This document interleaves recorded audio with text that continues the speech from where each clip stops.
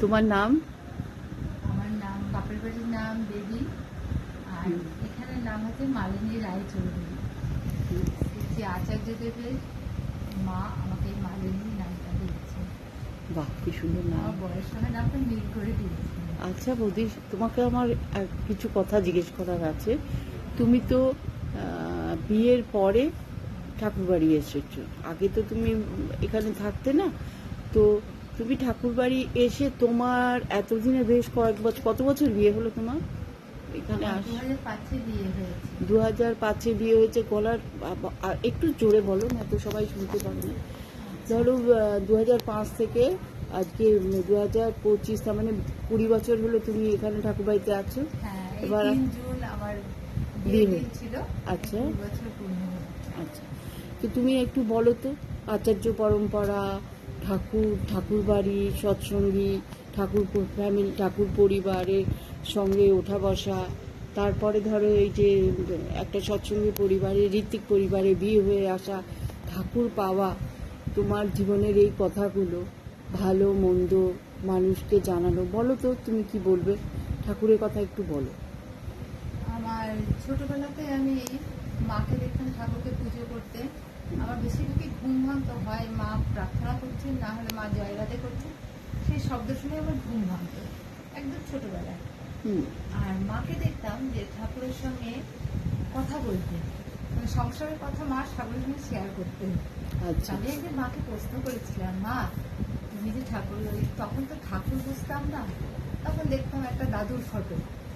আমি বলতাম, মা ওই দাদুর সঙ্গে যে তুমি গল্প করো, দাদু কি শুনতে পায়? মা বলে কি, না ওনাকে দাদু বলতে নেই, ওনাকে ঠাকুর বলতে হয়, আর উনি সব শুনতে পান। এবং আমি বলছি, তাহলে শুনতে পান, তোমার কথা উত্তর দেন? বলে হ্যাঁ, উনি শুনতেও পান, আর মন দিয়ে যদি কেউ কিছু বলে তার উত্তরও তিনি দিয়ে দেন।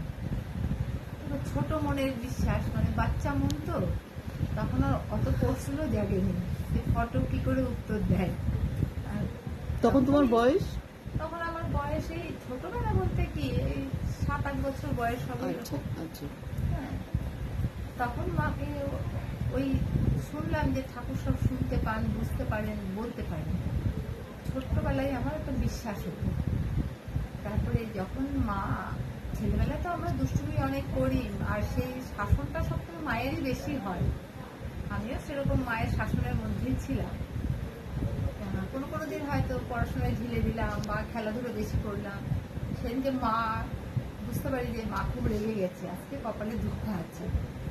তখন আমি আর আমার মেজ বোনটা ঘরের দরজা বন্ধ করে ঠাকুরকে নাচ দেখাতাম, ঠাকুর হাসো, আমি শুনেছি তুমি মা বলেছে তুমি শুনতেও পাও, বলতেও পাও, তাহলে তুমি হাসো, তুমি যদি হাসো তাহলে হচ্ছে আমরা মার খাবো না। আমি আমার মেজ বোন দুজনেই এইভাবে নাচ দেখাতাম ঠাকুরকে।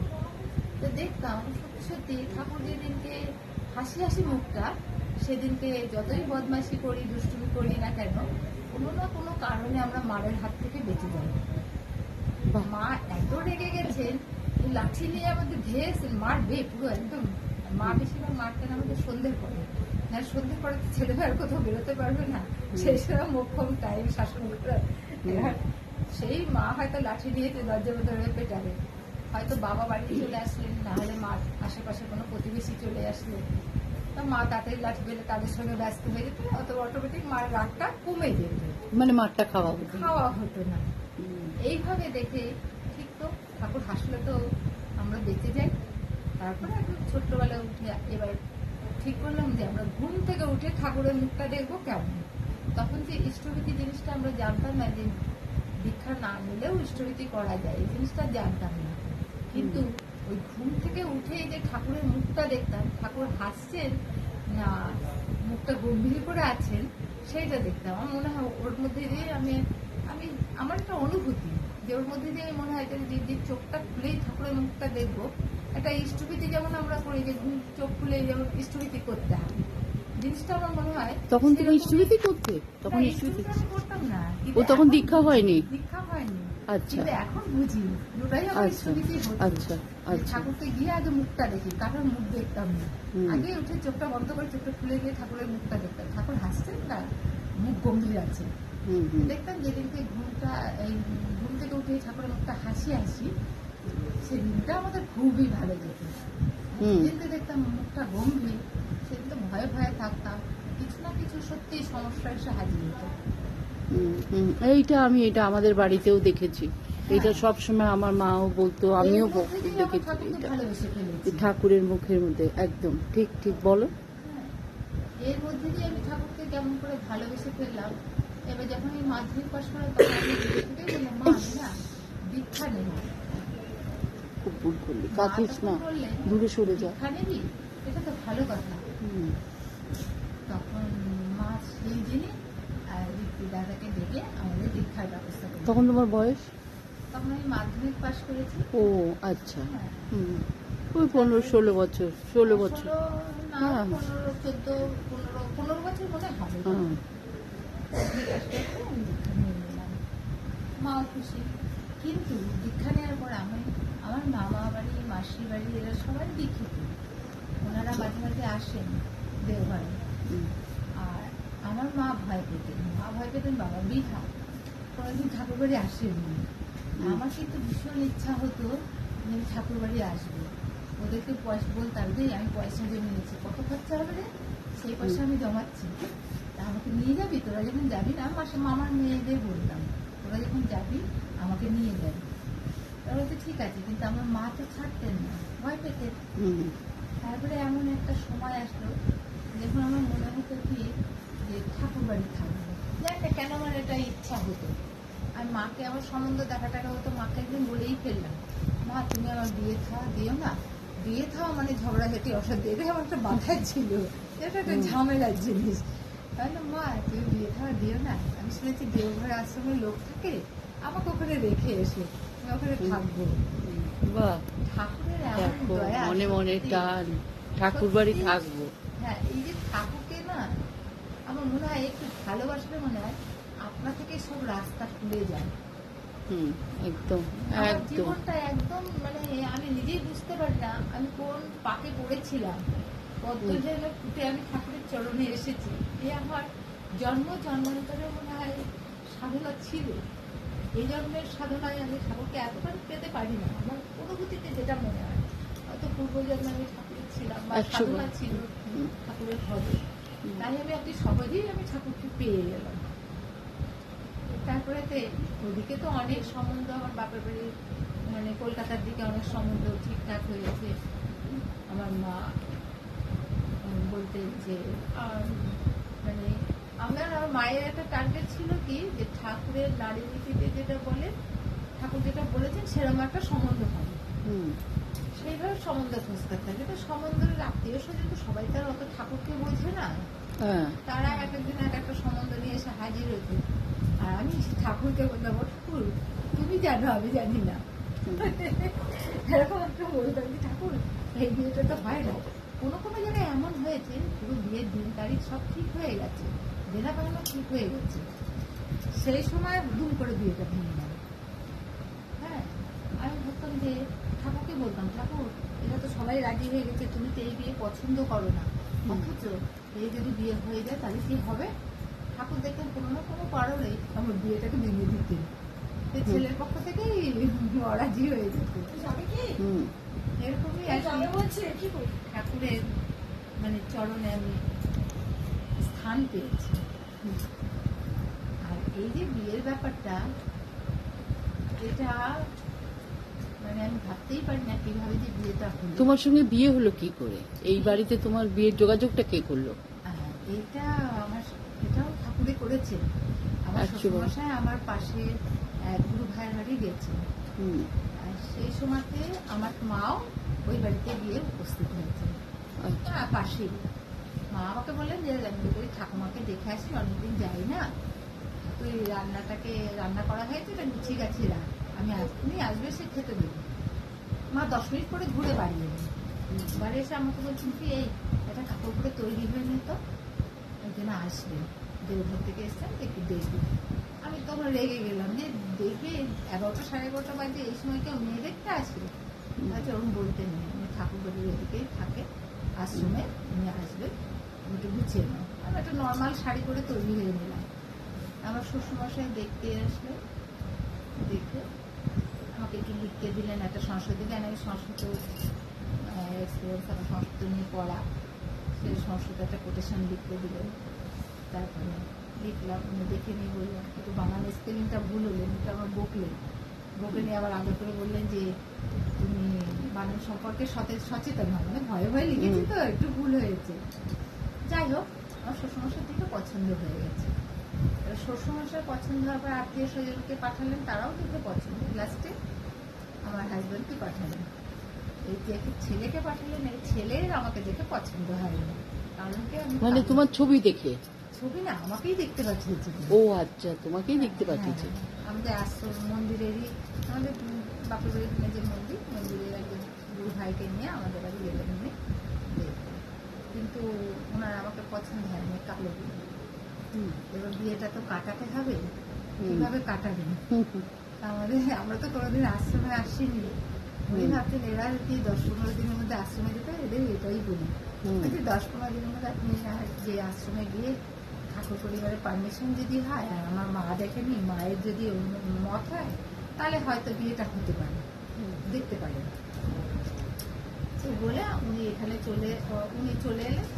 আমরা এই আশ্রমের বিয়ের সম্বন্ধ এটা ভেবে নিয়ে আমরা ছেলে কি কোথায় কি সব কিছু না, ঠাকুর বাড়ি থাকবো, এটাই একটা আনন্দ হয়ে গেছে। মেয়ে, আমার মা তো বাড়ি, মেয়ে ঠাকুর বাড়ি থাকবে, এই আনন্দেই মেয়ে মা এই সম্বন্ধের ব্যাপারে খুব এগিয়ে এলেন। তারপর আমরা আশ্রমে এলাম 10-15 দিনের মধ্যে। আর এসে তখন ছেলে বাড়ি ঢোকেনি। তারপরে আমার এর আগে আরেকটা ঘটনা আছে। আমি যে স্কুলে পড়তাম, গার্লস স্কুলে, সেখানে আমার একটা প্যারা টিচারের ব্যবস্থা হয়ে গেছিল। প্যারা টিচারই মানে অ্যাডমিশন, ডেমো ক্লাস দিলাম। মানে তোমার চাকরি প্রায় কনফার্ম? হ্যাঁ কনফার্ম। প্যানেলে ফার্স্টেই আমার নামটা উঠেছে। আমার স্কুলের যে হেড ম্যাম, তিনি বললেন বেবি তোমার তো প্যানেলে ফার্স্টে নাম হয়েছে, চাকরিটা হয়ে যাবে, কিন্তু জয়েনিং লেটারটা একটু জোরে বলো যদি না শোনা। 1 মাস পরে তোমার জয়েনিং লেটার যাবে, আর তুমি ইচ্ছা করলে ক্লাসটা শুরু করতে পারো। আমি 2-4 দিন ক্লাস করার পরে আমি শুনতে পেলাম যে স্কুলে একটা বিএড অ্যাপ্লিকেশন করেছে। আমি নন বিএড ছিলাম। আচ্ছা, যখন স্কুলে অ্যাপ্লিকেশনটা বিএড করলো, তখন আমার চাকরিটা হবে না, কারণ বিএডের ওটাই পয়েন্টটা আছে, আগে পয়েন্টটা ওখানে নিতেই হবে। তখন আমার পুরো উন্মাদের মতন বলতে গেলে মাথায় কাজ করে না যে আমার একটা হওয়ার চাকরি হবে না। আর আমি স্কুল টিচার এটাকে ভীষণ ভালোবাসতাম, যে আমার জীবনে একটা স্বপ্ন ছিল স্কুল টিচার। তুমি টিউশনই করতে তো না? হ্যাঁ, বিয়ের পরেও আমার কিছুদিন টিচারই এখানে এসে হয়েছে। ঠাকুর শখটাকে অপূর্ণ আমার রাখেননি, সেটা আমার পরে আমি মতন বলবো। এই যখন ওটা না হবে শুনেছি, তখন আমি শুধু ঠাকুর ঠাকুর করে বেড়াতাম। ঠাকুর খাচ্ছি, ঠাকুর উঠছি, ঠাকুর বসছি, ঠাকুর, মানে ঠাকুর আমার কি হবে, ঠাকুর চোখের ছাড়া হলেই মনে হচ্ছে যেন আমার জীবনটা চলে গেল, এরকম একটা লাগতো। তারপরে সেই সময় এক গুরু ভাইয়ের বাড়ি গেছিলাম, তিনি একটু পার্টি করতেন, আমার স্কুলের সামনে একটা জয়েন্টে ছিলেন। যে আমি তখন ভাবলাম যে যদি টাকা পয়সা দিয়ে গুরু ভাই যদি কোনো একটা রাস্তা বের করে দিতে পারে, টাকা পয়সা দিয়েও আমি ওই চাকরিটা করব। তো ওনার বাড়িতে আমি যখন গেলাম, তখন ঢুকতেই ওনার ঘরে একটা শোকেসে দেখি একটা ছেলের ছবি। ছেলেটা জানি না কে, তখন জানি না, এখন জানি। ছেলেটার ছবিটা চোখ পড়তেই আমার মনে হলো যেন আমার সমস্ত বল ভরসা যেন উনি, একটা গায়ের মধ্যে একটা শিওরনের মতো হলো। আমি তাকে ছবিটা দেখছি, তখন এবারে জেঠিমা বেরিয়েছিল যে বেবি তুমি কখন এলে? আমি বলছি কি ছেলেটা কে? বলছে কি, আমি আর জেঠিমার প্রশ্নের উত্তর দেবো কি, আমি এতটাই বিভোর হয়ে রয়েছি ওটা দেখে যে ছেলেটা কে। তখন জেঠিমা বললেন এই ছেলেগুলো না প্রণাম করো। আমি একটু হাতটা উঁচু করে প্রণাম করে নিয়ে আমি বলছি আবার বলছি, বলে না ছেলেটা কে? বলছি দূর যে আবার তুমি ছেলে ছেলে করছো, উনি হচ্ছে গুরুপুত্র, ওনাকে ছেলে বলতে নেই। বলছি গুরুপুত্র কে? বলে বাবাইদা। হ্যাঁ বাবাইদাটা কে? বলছে বাবাইদা হচ্ছে আচার্যদেবের বড় ছেলে। তা আচার্যদেব কে? আমরা তো ঠাকুর বড় মা বড়দা 3 জনের পুজো করতাম। মা অতটা, মা বাবার এক্সপিরিয়েন্স ছিল না, কোনদিন ঠাকুর বাড়ি আসে না, তখন অত গুরু ভাইয়েরও আনাগোনা ছিল না। তা ওখানে উনি আমাকে ভাঙিয়ে দিলেন ওই জেঠিমা, যে ঠাকুর পরিবার সম্পর্কে। তাই আমি বললাম কি ওই ছবি আমার একটা চাই। জেঠিমা বলছে ঠিক আছে, আমি যদি পাই তো ওই ছবি একটা এনে দেবো। প্রায় প্রায় জেঠিমাকে খুঁজছে, তো জেঠিমা ছবি পেয়েছো? বলে অন্যরকম পাচ্ছি, সেম টু সেম হচ্ছে না। আমি না সেম টু সেম, মানে এইটা তোমার বিয়ের সম্বন্ধের আগে? সম্বন্ধের আগে। আচ্ছা, আমি সেম টু সেমই ছবি চাই। আমার কেন এই যে মাথায় ওটা এসছে যে ওই সেম টু সেম ছবি চাই, হ্যাঁ সেটা আমি বুঝতে পারছি না, কিন্তু আমার ওইটাই একটা ভাব ছিল যে আমি ওই ছবিটাই দিই, ওরকম ছবি। যথারীতি জেঠিমার সঙ্গে কথা প্রায় বলতাম আর জিজ্ঞেস করতাম ফটোটা পাওয়া যাবে কিনা, ওরকম ফটো। তার ফটো আর জোগাড় হয়নি। ইতিমধ্যে এই যে সম্বন্ধ ব্যাপারটা বলছিলাম, আমার শ্বশুরমশাই গেছিল ছেলে বা দেখে, যাই হোক আমাদের আসতে বললে আমরা এখানে চলে এলাম। আসার পরে যেদিনকে আমরা চলে যাব এখান থেকে, সেদিনকে আমার শাশুড়ি মা আমার মাকে বলছেন কি দিদি চলেন, আপনারা তো কোনোদিন আসেননি, ঠাকুর বাড়িটা ঘুরিয়ে দেখিয়ে নিয়ে আসি। তখন ঠাকুরবাড়ি ঘুরিয়ে দেখাতে নিয়ে গিয়ে যাচ্ছেন। রাঙামা তখন ছিলেন, রাঙামা যেখানে আচার্যদেব এখন বর্তমানে বসেন তার পিছনে যে কাঁঠাল গাছটা, ওখানে রাঙামা বসেছিলেন। আমরা রাঙামার দিকে প্রণাম করতে যাচ্ছি। আর রাঙামাকে যখন প্রণাম করতে যাচ্ছি, তখন বর্তমান আচার্যদেব নাকি, উনি আমাকে যেটা পরে বলেছেন, উনি নাকি তখন আমাকে পেছন থেকে দেখেছেন। দেখে ওনার মনে হলো যে না আমার বরের সঙ্গে একটা মিলনের ছবি ওনার চোখের সামনে ফ্ল্যাশ হয়ে গেল। এবার রাঙামাকে যখন আমরা দেখে দর্শন করে ফিরছি, তখন আমার শাশুড়ি বাবা বলছেন আমার মাকে, ও দিদি ওই দেখুন বাবাইদা। বাবাইদা সেই ছেলেটা, যে ছেলেটা ছবি দেখেছি, আমার মনের এটা হচ্ছে, দেখি তো ছেলেটা কেমন দেখতে। তারপরে ওনার দিকে আমি তাকালাম, উনি তখন পাঞ্জাবি একটুখানি ঢোকানো, একটা চোখ বার করা, আমার দিকে তাকিয়ে আছেন। তা আমি ভাবছি যে উনি ওরকমভাবে তাকাচ্ছেন, উনি কি আমাকে চেনেন? না তো, আমি তো কোনোদিন এখানে আসিনি না, আর উনিও তো আমাদের আশ্রমে কোনোদিন যাননি, মানে আমার বাপের বাড়ি এখানে যে মন্দির সেখানে কোনোদিন যাননি, আমি তো মন্দিরে যাই, এরকম তো নাম কোনোদিন শুনিনি। তাহলে উনি আমাকে ওরকম দেখছেন কেন, উনি কি আমাকে চেনেন? এই ভাবতে ভাবতে উনি তাড়াতাড়ি পাঞ্জাবি পরে নিচে চলে এলেন। নিচে আসার পরে আমাকে জিজ্ঞাসা করছেন আমার নাম, বাবার নাম, কতদূর পড়াশোনা করেছি, এসব জিজ্ঞেস করার পরে আমার শাশুড়িকে বলছেন এইটা কি ফাল্গুনির জন্য মেয়ে দেখেছেন? শাশুড়িটা আমতা আমতা করছে, মানে ছেলে তো জানিয়ে দিয়েছে এই মেয়ে পছন্দ হয়নি। উনি দাদা বললেন, বর্তমান আচার্য উনি বললেন যে এই মেয়ে আমার পছন্দ হয়েছে, এই মেয়ের সঙ্গে ফাল্গুনির বিয়ে হবে, আপনি ছেলেকে বলবেন, আমি আমার মাকে বলে আচার্য দেবের মাকে বলবেন। তারপরে তো আমরা এখান থেকে চলে গেলাম। চলে যাওয়ার পরে আমার শ্বশুরমশাই একটা চিঠি লিখলেন আমাদের কাছে যে পরমপিতার ইচ্ছাই মঙ্গল, তিনি যা মঙ্গল তাই আমাদের করবেন। এইটা চিঠি যাওয়ার পরে আমরা বুঝলাম যে এদের পছন্দ হয়নি, অর্থাৎ এটা এখানে বিয়েটা হবে না, এটা ভেবে নিলাম। আমারও অন্য জায়গায় সম্বন্ধ হচ্ছে দেখার সময়, কিন্তু ওই ঠিক হয় না। আর বাবা যখনই এখান থেকে ওখানে যেতেন, সে বাবার তো আমার শ্বশুরমশাই খুব পছন্দ ছিল আমাকে। উনি যখনই আমাদের ওইদিকে গুরু ভাইদের বাড়ি যেতেন, তখনই ছেলেকে ডাকতেন, যাই এখানে মেয়ে দেখেছি। ছেলে যেত, গিয়ে যেই দেখতো যে ওই মেয়ে, তখন আর উনি দেখতেন না। বলে আমি বলেছিলাম আমি বিয়ে করবো না, আবার ওই মেয়ে দেখাচ্ছ, এরকম হতো। তবে আমরা চলে যাওয়ার পরে তখন আমরা যখন এখানে এসেছিলাম না, অদ্ভুত। দেখো একটা এর মধ্যে কথা বলি। হ্যাঁ, দেখো যেই মানুষটা তোমাকে পছন্দ করেছিল না কোনো এক সময়, সেই মানুষটা বর্তমানে তোমার উপর কতটা নির্ভর জানো? আমরা এবার যখন এলাম ঠাকুর বাড়িতে, এখানে এসে আমি তো জানি তোমাদের বাড়ি, কেননা এখানেই আমি উঠি। যাই হোক, এসে তোমার পরকে বললাম গিয়ে যে আমরা কি থাকবো, তুমি ছিলে না, তুমি তো তখন গেছো। আমি জিজ্ঞেস করলাম কি বলো, তোমাদের এখানে থাকবো, অনেক তো লোক আছে, ঘর তো দেখছি লোক ভর্তি, তা আমি কোথায় থাকবো? ও তখন থাকো তুমি। বলছে ও অত শত আমি জানি না, দাঁড়াও আমার বউ যা বলবে তাই হবে। আমার এত ভাল লাগলো কথাটা শুনে, যে দেখো কতটা নির্ভর না খুলে বলে দাঁড়াও আমার বউ যা বলবে তাই হবে, আমি জিজ্ঞাসা করব, ও যা বলবে তাই হবে। এরপরে বল সেই মানুষটা দেখো আজকে উনি তো মধ্যেখানে আচার্যদেব ঠাকুর আছে যখন- বলে আজকে এটা হ্যাঁ, সম্ভব। হ্যাঁ, হ্যাঁ। হ্যাঁ? উনি সেই যখন- না পছন্দ করা বউটাকে এখন এক মুহূর্তে তাকে ছাড়া চলবে না। আচার্যদেব যখন আমরা যখন এসেছিলাম তখন তো উনি বাইরে ছিলেন। হুম। উনি যখন এখানে ফিরে এলেন তখন দাদাকে প্রণাম করতে গেছে। তা আচার্যদেব বলছে, এই ফাল্গুনি তোর জন্য না মেয়ে রেখেছি। বলে কোথায়? বলে বনগা। বলে ওই কালো মেয়েটা? আমি করবো না। তো বলছে কি ঠিক আছে খুঁজে দেখ, ঠক বাচ্চাতে গাও যায়।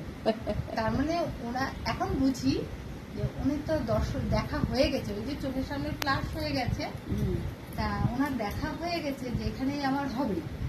হুম। হ্যাঁ সেটাই আর ওর সঙ্গে ওর হবে। হ্যাঁ হ্যাঁ, এটা জোর এই যে বাঁধা। যোগটা দেখে নিয়েছে। হ্যাঁ, হ্যাঁ। এবার যদি ছেলে অন্য কোথাও মেয়ে খুঁজে বেড়ায় তাহলে তো বিয়েই হবে না। হুম। সেই জন্যই মনে হয় বলেছিলেন যে ঠক বাচ্চাতে গাও গাও যায়। যায়, হ্যাঁ হ্যাঁ। মানে আমার যে দেখা গেছে তুই খুঁজলে আর মেয়ে পাবি না, তাহলে হুম। বিয়েই হবে না। হবে না। এই যে ঠাকুরের একটা জিনিস যে ঠাকুর সঙ্গে যদি কেউ যুক্ত থাকে, হুম। তা ঠাকুর তো জানেন সবই, কোথায় কি কিভাবে চলতে হবে, কার কোথায় মঙ্গল আছে, তিনি সেই রাস্তা ধরে ধরে এগিয়ে নিয়ে যান। আর যদি সত্যিই কেউ ঠাকুরকে ভালোবাসে, ঠাকুরের সঙ্গে টিউনিং থাকে, ঠাকুর যেটা বলেছেন তার মধ্যে একটুখানি যদি ফুটিয়ে তুলতে চেষ্টা করে ঠাকুরের বাণীগুলো নিজের মধ্যে যদি কেউ ফুটিয়ে তুলতে চেষ্টা করে, তাহলে আচার্যদেব যে কি জিনিস, ঠাকুর যে আচার্যের মধ্য দিয়েই চলছেন, সেটাও কিন্তু মানুষ খুব সহজেই বুঝতে খুব পারবে। সহজেই বুঝতে পারবে। আর ওই ঠাকুরের টিউনিংটা ঠিক হলে আচার্য টিউনিং অটোমেটিক হয়ে যাবে, অটোমেটিক হয়ে যাবে। হুম, একজনা ঠিক। একবার আমাকে বলেছিলেন যে তুমি তো আশ্রমবাসী না, আমার শাশুড়ি মা চলে যাওয়ার পরে। হুম, বিশ্বাস করবে না, আমার এত কষ্ট হয়েছে যে আমি আশ্রমবাসী না, আমার শ্বশুর শাশুড়ি শুধু ঠাকুরের ছিল, আমি কি কিছু না। আমি খুব ঠাকুরের কাছে কেঁদেছিলাম, ঠাকুর আমি কি তোমার কেউ না? তাহলে আমি কি অন্যায় করলে আচার্যদেব আমাকে বকবেন না? হুম, আমি কিছু একটা ভালো কাজ করলে তিনি কি আমাকে ভালোবাসবেন না? তিনি কি খুশি হবেন না? হুম, মানে এত ভীষণ কষ্ট হয়েছিল আমার ভেতর থেকে যে আমি আশ্রমবাসী না, তাহলে আমি আচার্যদেবের কাছে আমি কিছুই না, ঠাকুরের আমি কেউ না, না আমি তাহলে কি? না এরকম আমার কোনো অস্তিত্বই নেই, এরকম একটা আমার ভেতরে লাগলো। ঠিক 3 দিন বাদে 4 দিনের দিন আমি বর্ধাবাড়ি যাচ্ছি, সেদিকে বর্তমান আচার্যদেব উঠে গেছেন, সময় হয়ে গেছে, উঠে গেছে, আমি একটু লেটে গেছি। তখন উনি আমি ভাবছি মা আমার তো আজকে দাদার প্রণাম হলো না, দাদা তো উঠে গেছেন, আজ তো প্রণাম হলো না, আমি ভাবতে ভাবতে যাচ্ছি দৌড়ে দৌড়ে। হঠাৎ কাঠের ঘরটা, আচার্যদেবের যে এপাশে যে কাঠের ঘরটা আছে না, যে সিঁড়ি দিয়ে হুম, লোহার হুম, সিঁড়ি হুম, দিয়ে উপরে ওঠেন, হুম। ওইখানে যেতে যেতেই হঠাৎ তিনি কাঠের ঘর থেকে বেরোলেন, বেরিয়ে এসে রেলিংটা ধরে এরকম করে দাঁড়ালেন। আমার মানে মানে আকাশ ভেঙে পড়লো। আমি দাদার করে ব্যাগটা রেখে দাদাকে প্রণাম করছি নিচ থেকে। হুম, উনি বললেন, এই তুমি প্রণাম করে যাবে না, দাঁড়াও। হুম, আমি প্রণাম করে উঠে দাঁড়ালাম। সেখানে অনেক বড় বড় মাথাওয়ালা মানুষরাই ছিল, হুম, মানে এখানে যারা একটু হাই ফাই টাইপের, হুম। আচ্ছা ঠাকুর, হ্যাঁ একটু মানুষজন, হ্যাঁ। মাতব্বর, হুম, তারা ওখানে বেশ কয়েকজন ছিলেন। হুম, হ্যাঁ আমি তাই ভাবি এখন যে ঠাকুরের কি লীলা। তা উনি বললেন আমাকে দাঁড় করিয়ে, উনি ভেতর থেকে একটা ব্যাগ নিয়ে আসলেন, ওই যে ব্যাগটা, হুম। ওই যে ঠিক আছে, দেখাও দেখাও দেখি, ওই যে ব্যাগটা ওঠো তো ওঠো। নিয়ে আসো, যদি এটা খুলে খুলে নিয়ে আসো, ওই যে টাঙানো ব্যাগটা। হুম, হ্যাঁ ওই যে উপরে উপরে উপরেরটা, হ্যাঁ হ্যাঁ প্লাস্টিকে মোড়া, ওটা নিয়ে আসো।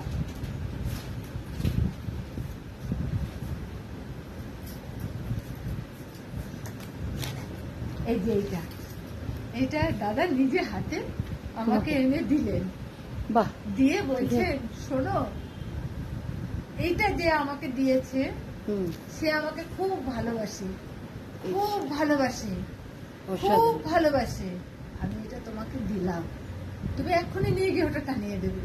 হুম, এই যে আমাকে, আমার যে একটা প্রশ্ন জেগেছিল যে আমি একদম, আশ্রমবাসী না, উনি আমাকে আমাকে ঠাকুর। ভালোবাসবেনও না, বকবেনও না, তাহলে আমি কিছুই না, এই যে জিনিসটা জেগেছিল, আমি আশ্রমবাসী না কথাটা যে যে বলেছেন সেও তো মাথা ধরনের মানুষ, আর সেই তাদের সামনে তিনিও উপস্থিত ছিলেন, তিনিও সেখানে উপস্থিত ছিলেন, তিনার সামনেও পরিষ্কার হয়ে গেল ঠাকুর কিভাবে ওনারও উত্তর, প্রশ্নের উত্তর তুমি পেয়ে গেলেন। হ্যাঁ, উনিও ওনার প্রশ্নের উত্তর পেয়ে গেলেন হ্যাঁ যে তুমি ঠাকুরবাসী, ঠাকুরবাড়ির বাসী নয় কি হয়, এই উত্তরটা তো ওই ভদ্রলোকও পেয়ে গেলেন। হ্যাঁ আর একদম এখন তো আমি ঠাকুরের কাছে একটা ঠাকুরের সেবার সুযোগ পেয়েছি। সত্যি অসাধারণ। পরমপিতার অশেষ আমি দয়া, অশেষ তোমার কৃপা। কাছে আমার অনেক, আমি তোমাকে খুব ভালোবাসি। দেখো আমি এইবারই এইখানে আমার আসা, আমি জ্ঞান হয়নি তখন থেকে আমি এই বাড়ি আসি, কেননা জ্যাঠামণি তোমার শ্বশুর, যাকে আমি জ্যাঠামণি বলি, জ্যাঠামণি তো আমাদের ঋত্বিক ছিলেন। আমরা এইটাকে আমাদের নিজেদের বাড়ি মনে করতাম। ধরো আমি ছোট থেকে দেখেছি, আমার বাবা খুব রাগী মানুষ ছিলেন। বাবা মনে হয় দু জগতে বোধহয় কাউকেই ভয় পেতেন না, একমাত্র জ্যাঠামণি দেখতাম কিছু বললে বাবা চুপ করে শুনতেন, বুঝতে চেষ্টা করতেন, জানতেন। এইটাই আমরা ছোট থেকে দেখেছি। আমরা জানতাম বাবার উপরে যদি কেউ থাকে, ঠাকুর তো সর্বোপরি, সবার আমাদের বাড়ির সবার উপরে ঠাকুর আছে, কিন্তু আর যদি কেউ আমাদের গার্জিয়ান থাকে বাবার উপরে, জ্যাঠামণিকে জানতাম। কারণ আমার দাদু, ঠাকুরদা, ঠাকুমা তারাও দেখতাম বাবার কাছে চুপ করে থাকতো, কিন্তু জ্যাঠামণির এই ছিল আমাদের সঙ্গে তোমাদের এই বাড়ির আমাদের সম্পর্ক। আর এটাকে আমরা ছোট থেকে, আবার আমি এখানে এসে বলতাম খিদে লাগলে ঠাকুরবাড়ি এসে জেঠিমা আমি ভাত খাবো, বাইরে আনন্দবাজারে ভাত পাইনি, হ্যাঁ, আমার আমি মনে আছে আমি এসে বলতাম। আমি তোমাকে দেখলাম যে ছুটতে ছুটতে আসলে, ও জেঠিমা তখন প্রায় 2টো বাজে, ও জেঠিমা আমাদের আনন্দবাজার খাবার পাইনি, হ্যাঁ আমি ভাত খাবো, খেতে পারিনি। এইটা ছিল আমার এই জায়গা। তাকালেন, আর আমাদের তখন তো খাওয়া দাওয়া হয়ে গেছে, মা আমার দিকে তাকালেন মানে খেতে দিতে হবে, এবার আমি কি দিয়ে খেতে দেবো? সেই এক অদ্ভুত অভিজ্ঞতা। তুমি যে এখানকার জন্যেই তৈরি, তুমি যে ঠাকুরবাড়ির জন্যেই তৈরি ছিলে, তুমি যে ঠাকুরের আদর্শ মাফিক বউ ছিলে, জ্যাঠামণি জেঠিমার যোগ্য বউ হওয়ার মতো ছিলে, সেটা কিন্তু তখন আমিও ছোট ছিলাম, হয়তো আমার তখন অত বয়স, তাও আমার বয়স হয়েছে। আমি কিন্তু সেটা মাকে বাড়িতে গিয়ে বলেছিলাম যে সত্যি জেঠিমা, জ্যাঠামণির ভাগ্য, জেঠিমার বৌমা। ও কিন্তু একটু বিরক্ত হলো না, আমি নিশ্চিত বলতে পারি অনেক বাড়ি আছে যারা ওই সময়ে 2টো বাজে, যদিও ভাবতে গেলে হ্যাঁ সত্যি গৃহস্থের কষ্ট হবে, কিন্তু ঠাকুর তো এটা বলেননি যার খিদে লেগেছে তাকে আমি যদি বাড়িতে যেখান থেকে হোক তাকে 2টো তার মুখে খাবার দিতে হবে। তুমি দেখলাম কি সুন্দর বিরক্ত হলাম, বলো ঠিক আছে মা আমি এক্ষুনি করে দিচ্ছি, তুমি দিব্যি ভাত করলে, আর ওই যে বলেছিলাম ছোলা দিয়ে, আর কি যেন ওই ছোলার তরকারি বেসন দিয়ে, আমি বাড়ি সত্যি আমি এখনো বাড়ি গিয়ে ওই তরকারিটা আমি অনেকবার করেছি, কিন্তু তখন যে আমি কি খেয়েছিলাম, এত ভালো লেগেছিল। ওই বেসনের বড়া দিয়ে আর ছোলা দিয়ে তুমি তরকারি করেছিল, আমি এখন সেটা মাকে আমি সবসময় বলি সত্যি ওর ওই বাড়ির যোগ্য বউ। জ্যাঠামণির এত সারা জীবন ধরে ঠাকুরের জন্য করে গেছেন, দৌড়ে বেরিয়েছেন, ঠাকুর অত বড় বাড়ির ছেলে হয়ে ঠাকুর ছাড়া কিচ্ছু বুঝতেন না, সেই জ্যাঠামণির যোগ্য বাড়ির তুমি বউ হয়েছো। আচ্ছা, আমি আরো তোমার কাছে আমার অনেক কিছু আরো জানার আছে, এবং আমি তোমার কাছ থেকে সব শুনবো তোমার কথাগুলো। আমি যত শুনি আমার খুব ভালো লাগে, এত ভালো লাগে, সবাইকে আমি বলি। দেখো আমি অনেক বাড়ি, আমি যেখানে থাকি অনেক বউ, আমার নিজস্ব ব্যবসার খাতিরে আমার কাছে অনেক বাড়ির বউরা আসে, সবার সঙ্গে গল্প করি। তারা সৎসঙ্গী বাড়ির বউ নয়, বড় বড় বাড়ির মেয়ে, বড় বড় পড়াশোনা করা অনেক বউরা আসে, তাদের কিছু কিছু পয়েন্ট শুনি, আর কিছু বলি না, তবে মনে মনে ভাবি যে পড়াশোনা করলেই বা বড় বড় ডিগ্রি থাকলেই, বড় বাড়ির মেয়ে হলেই, টাকা পয়সা হাতে থাকলেই সব কিছু হয় না, অনেক কিছু ফাঁকা থেকে যায়, মধ্যেখানে অনেক বড় বড় গ্যাপ থাকে। নারী বলতে কি, নারীর যে বৈশিষ্ট্যগুলো সেগুলো যখন তার একটা নারীর মধ্যে পারফেক্ট ভাবে ফুটে ওঠে, তাহলে তখনই তার আসল শিক্ষা হলো, আমার যেটা মনে হয়। একদম। লেখাপড়া তো অবশ্যই দরকার আছে, কিন্তু লেখাপড়া না জানলেও হয় না, এটা পরবর্তী সবকিছু বুঝতে গেলে তো জ্ঞান বিদ্যা এটা দরকার আছে, কিন্তু তাই বলে এটাই নয় যে লেখাপড়া জানলো মানে সে সব থেকে সব জেনে নিল বা সবকিছুরই সে বুঝতে পারলো। ঠাকুর সেই সময় যেই সময় মেয়েদের পড়াশোনা করা, ঘর থেকে বার করা, বেরোনো বন্ধ, সেই সময় ঠাকুর মেয়েদের বাড়িতে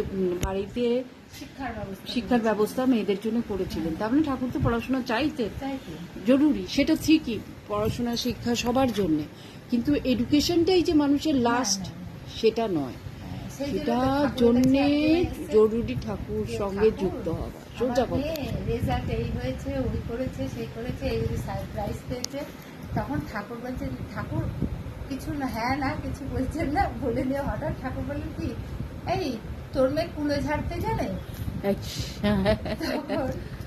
এটা আমার শাশুড়ি মায়ের কাছে শোনা, শাশুড়ি মা তখন নাকি উপস্থিত ছিলেন। তা ঠাকুরের বলছে, এই তোর মেয়ে কুলো ঝাড়তে জানিস? তখন মাটি মুখটা নিচু করে কালো করে আগে ঠাকুর না, তাহলে আর হলো কি। সত্যি, আমি সত্যি কথা বলতে জানো, আমারও মাঝে মাঝে খুঁজে বের হই, আমি কি জানি না, আমি কিন্তু ওইটাই জানি, আমিও কুলো ঝাড়তে জানি না। ছোটবেলার থেকে আমার একটা জিনিস ছিল, আমি কুলো দিয়ে ঝাড়তে জানি না। না বলি না, হ্যাঁ হ্যাঁ, এইটা তো ঠাকুরের পারবো, একদম করতে পারবো, আমি জানি। ঠিক ঠিক, এটা আমার একটা ছোটবেলার থেকে, এবারে যার জন্য কোনো কিছু নতুন কাজ দেখলে বা কিছু দেখলে সেটা আমি ভীষণ শেখার মানে মাথায় নিতাম, ওই কাজটা কি করে করলো, কেমন করে করলো, আর ঠিক সেটাকে আবার শিখে মানে ওই দেখে নিয়ে আমি নিজে প্র্যাকটিক্যাল করে নিতাম, প্র্যাকটিস, যে না এটা আমাকে পারতে হবে। সেটা না আমার এই যে লোকজন আসা যাওয়া এখন তো কমে গেছে লকডাউনের পর থেকে।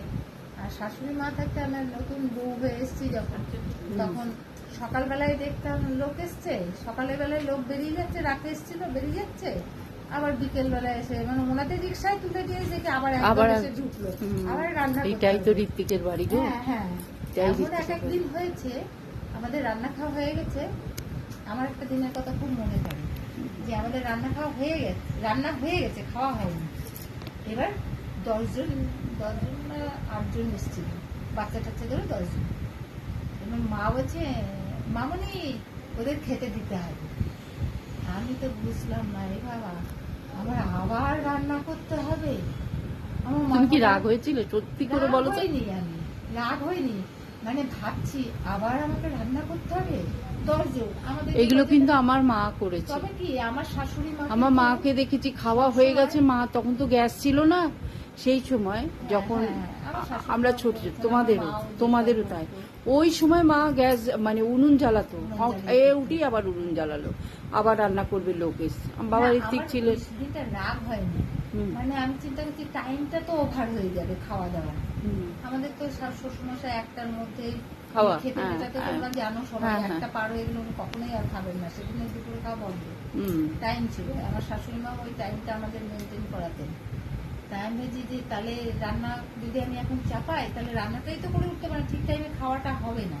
আচ্ছা, আমি একটা কথা বলি, এই গল্পটা তুমি আজকে আর বলবে না, এই গল্পটা কিন্তু বায়না রইল সবার কাছে। আমি আমার চ্যানেল সরসী থেকে কথা বলছি, আমি আবার বলবো, এই বৌদিকে আমি আবার দেখাবো, আজকে এইটুকু দেখালাম। আমি সবার কাছে একটা অনুরোধ রাখলো, আপনাদের যা মনে হয়, যা কিছু ভালো মন্দ, ঠিক বললো না বললো, ঠাকুর সম্বন্ধে কি জানা বা কিছু যা মনে হয় আপনারা কমেন্ট করবেন। এবং আর যদি ভালো লাগে, ভালো লাগুক বা না লাগুক, আমাকে উৎসাহ দেওয়ার জন্যে একটা সাবস্ক্রাইব করে দেবেন। ঠিক আছে, নমস্কার, আজকের মতো রাখি, জয়।